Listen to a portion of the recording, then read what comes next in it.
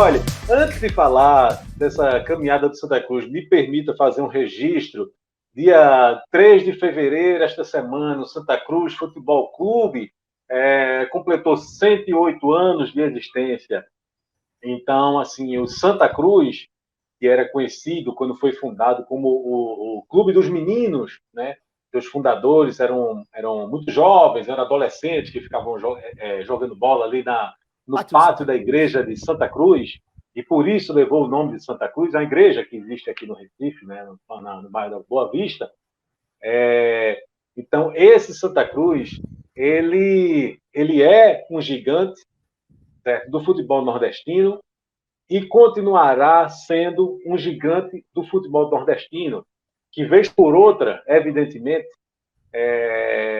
vai estar inserido numa crise como está agora, que, vez por outra, ele pode estar numa situação do futebol, no cenário nacional, que é incompatível com a sua grandeza, com a sua história, mas ele nunca vai deixar de ser um clube gigante do futebol do Nordeste.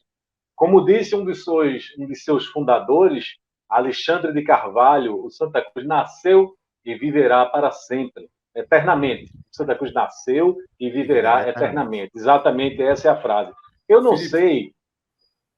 Claro, Cássio, pode falar. Não pensei que tivesse acabado quando você falou. Pode continuar, depois eu falo. Não, eu não sei se as pessoas têm... Se sabe essa história, dessa frase, eu vejo muita gente falando essa frase, o Santa Cruz nasceu e viverá eternamente. Mas, assim, o Santa Cruz, quando foi fundado, todos os seus fundadores eram muito jovens, né? Então, ali, não tinha, incrível, não eram pessoas, assim, eram gente de classe média, tá? Assim, eram adolescentes, enfim, um pessoal muito jovem, assim, de classe média, que se tornou o Clube do Povo por causa da presença entre os seus fundadores de um negro, né, o Teófilo Batista, o Lacraia, que naquela época os pretos, né, não tinham espaço no futebol, infelizmente, e o Santa Cruz, em Pernambuco, foi o primeiro que abriu espaço com o Teófilo, né, com o Lacraia, e foi por causa dessa identificação que se tornou o Clube do Povo, mas, na verdade, os seus fundadores não eram pobres, eram um pessoal de classe média, né? Então, esse pessoal, eles juntaram na época uma quantidade de dinheiro que não dava para muita coisa, mas dava para dar início a esse clube, a um projeto deles, né, da criação, de fundação do clube, enfim. E aí, na época, se dizia que na época era uma moda assim, você ter que comprar máquina de caldo de cana, né? Uma coisa que tinha surgido ali naquela época. E aí, alguns dos fundadores disseram assim, não, vamos pegar esse dinheiro e a gente vai comprar uma máquina de caldo de cana.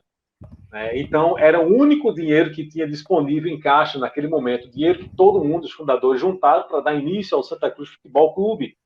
E aí foi quando o Teófilo Batista de Carvalho ele teria batido na mesa, conta a história, e dito, não, o Santa Cruz nasceu e viverá eternamente. Com esse gesto, ele impediu o que possivelmente seria o fechamento do Santa Cruz Futebol Clube, né? O que na época era um sonho, era uma coisa que estava surgindo ainda, né? E que hoje se transformou no que é. Então, vem daí a origem da frase o Santa Cruz nasceu e viverá eternamente. Tá certo? Então, deixe-me fazer o registro pelos 108 anos 108 de fundação anos. do Santa Cruz Futebol Clube, um gigante, sem sombra de dúvida, do futebol do Nordeste. Clube querido da Santa multidão. Cruz em 108 anos. Desconsiderando esse jogo de hoje do Ibis, porque já a partir de agora, já vai visando o 109º aniversário do Santa Cruz, da fundação até o aniversário de 108 anos. O Santa Cruz jogou 5.291 vezes, isso com o time principal, né? Porque, obviamente, o Santa Cruz entrou em campo muito mais vezes, porque entrou em futsal, entrou sub-20, sub-17, sub-Santa Cruz já entrou milhares de vezes em disputas de tudo quanto é futebol. Mas o time principal de futebol, 5.291 vezes, com 2.659 vitórias, isso dá 50,2% de todos os jogos. 1.238 empates, 23,3%. 1.384 derrotas, 26,1%. Aí você fala, e por que não? E 1.200 derrotas? Porque ainda tem a quarta opção, que são os jogos desconhecidos. Tem 10. 10 jogos, 10 jogos não tem um placar conhecido. E se Carlos Carlos Celso Cordeiro não achou, ninguém vai achar. Isso aí, porque ele viu isso, o maior pesquisador de Pernambuco, que levantou todos esses dados que a gente fala por causa dele. Ele viu todo o acervo dos jornais mais de 2 vezes. Assim, era a paixão dele fazer isso. Enfim, tem jogos lá o que são jogos que ninguém conhece? É o anúncio do jogo. O dia seguinte, ninguém trata absolutamente nada de quanto foi o resultado, porque na época amadora era muito assim o jornal, não tinha essa questão. E no dia seguinte fala, depois da peleja de ontem, os jogadores voltaram a se encontrar. Sim, mas quando foi o jogo de ontem? não tem registro. E agora uma curiosidade, essa é exclusiva do Santa. O Santa, ele já tomou 6.118 gols, mas ele fez 10.109. Aí a gente fala, o que é 10.109? Significa que o Santa Cruz é o único clube do Nordeste, pelo menos até agora, 6 de fevereiro de 2022, com mais de 10 mil gols marcados. No Brasil, só 12 times têm isso.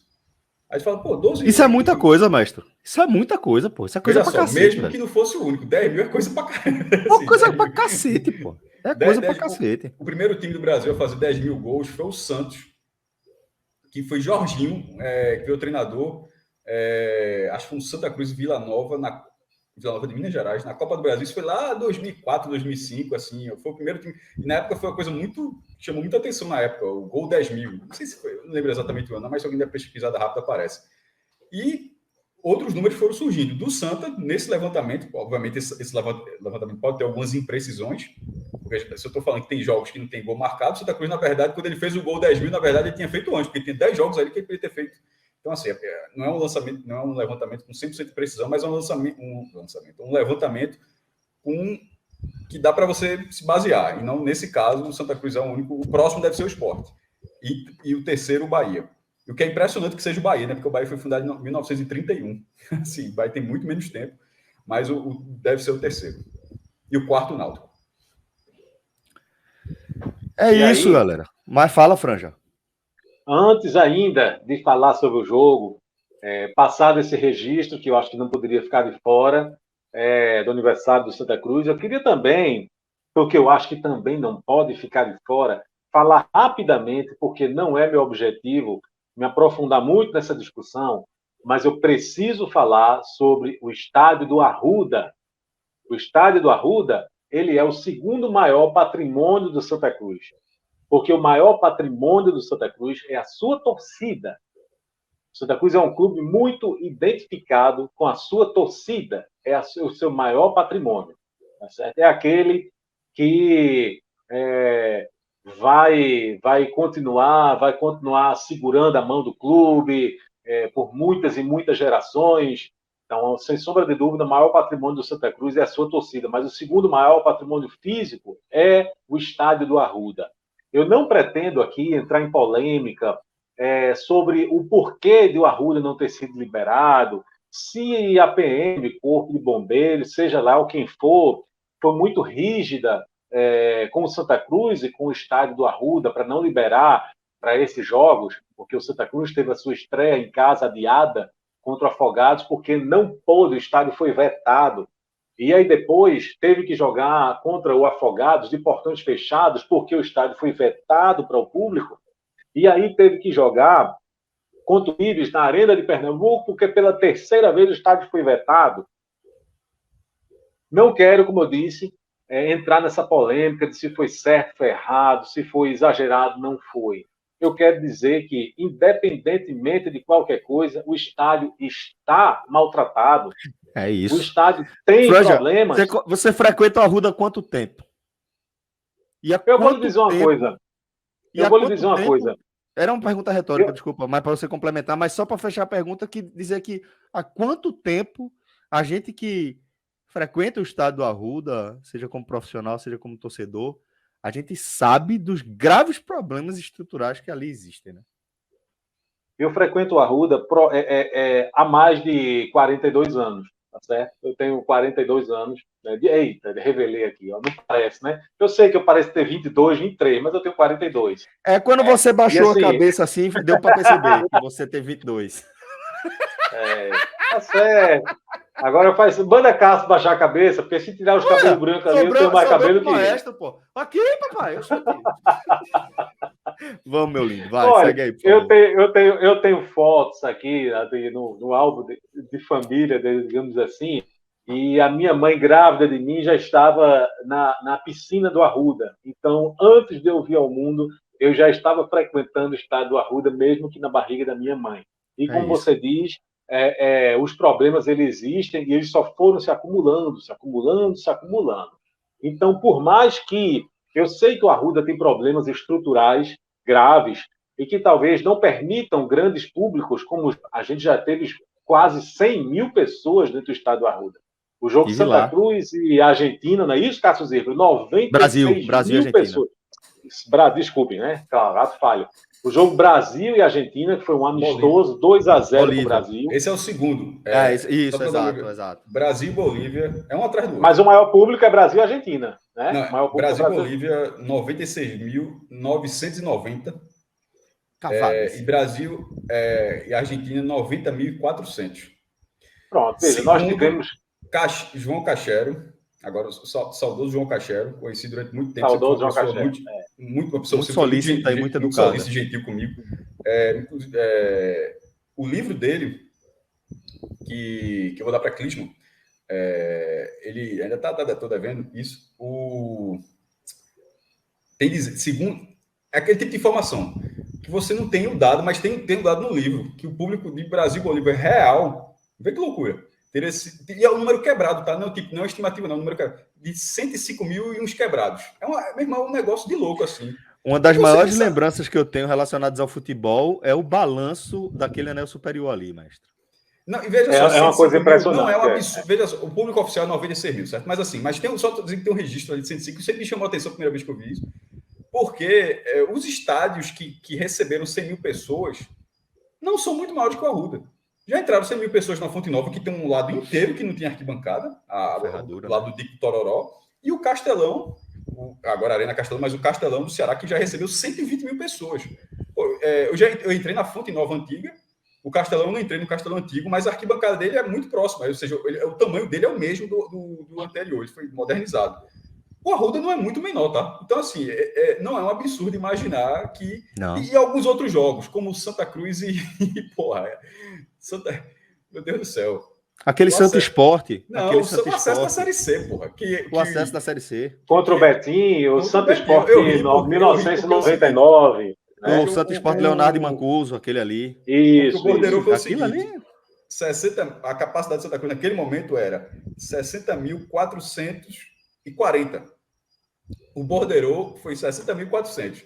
Porra, diz que vendeu tudo, porra. Assim, dizer que quase lotou assim, cara. Porra, não. E assim, quem tava naquele jogo sabe que não cabia mais 5 mil pessoas. Mas vamos tentar botar mais 5 mil pessoas aqui. Como é que vai colocar ali naquele jogo 36 mil para igualar o recorde? Sempre me chama a atenção. Por isso que eu tô falando 5, mestre. Por isso que eu tô falando 5 mil. Ali não cabia 5 mil. Não cabia. Mais 5 mil. Imagine, porra. E aí, voltando, depois de trazer esse momento de nostalgia, somado à questão histórica que o maestro trouxe, queria que você desse sequência à sua análise sobre a atual condição estrutural do Colosso do Arruda. A gente sabe, circularam fotos, por exemplo, né, da vistoria feita pela PM, Corpo de Bombeiros, enfim, e que aquilo ali não é novidade, a gente sabe que existem problemas estruturais, ferro exposto na área ali do anel superior, enfim, problemas difíceis de serem resolvidos, que era preciso você investir uma quantidade grande de dinheiro, parar o estádio, deixar um sem usar, enfim. A gente sabe disso. Mas existem os problemas fáceis de serem resolvidos. Existe entulho, existe cadeira quebrada no setor de sociais, existe calçada completamente deteriorada, que é responsabilidade do Santa Cruz Futebol Clube. Então, eu faço aqui um apelo, me parece que o Santa Cruz decidiu finalmente enxergar isso, ao invés de fazer queda de braço com polícia militar, né, de resolver as pequenas coisas, porque evidentemente que o Arruda tem condições de receber 3 mil pessoas, minha gente. Evidentemente que tem. Agora, não teve nesse momento porque existiam pequenos reparos que em um dia você faz, alguns detalhes. Você tirar uma cadeira cativa que está quebrada no começo do setor de cadeiras, sabe? Você tirar pedra, entulho, E alguns outros, como a calçada, regularizar aquela calçada, botar um cimento, ninguém está pedindo para você botar porcelanato, não. Sabe? É você tirar o que há de pedra na calçada, bota o cimento em cima, deixar minimamente aceitável para você receber um público de 3 mil pessoas. Então, eu acho de um absurdo sem tamanho o Santa Cruz não poder receber 3 mil pessoas dentro do seu estádio. E vamos combinar uma coisa, não tinha condições. Hoje não tinha condições. Diante daquelas fotos que eu vi, que todo mundo viu. Então, existem alguns problemas graves, que aí você realmente, para receber 50 mil pessoas, você teria que fazer reformas estruturais, mas existem os pequenos problemas, que esses podem ser resolvidos muito facilmente. Então, eu espero que o Santa Cruz tome consciência disso e gostaria muito que essa administração e as outras que virão, que olhem para o estádio do Arruda com um pouco mais de carinho, porque, evidentemente, o que existe de problema hoje do estádio do Arruda não é de responsabilidade exclusiva desta gestão, é do anterior, e da anterior, e da anterior, e da anterior. E aí vai. São anos e anos de descaso, são várias e várias administrações que foram empurrando com a barriga uma coisa que não pode empurrar. A gente está falando dos maiores estádios do país, né?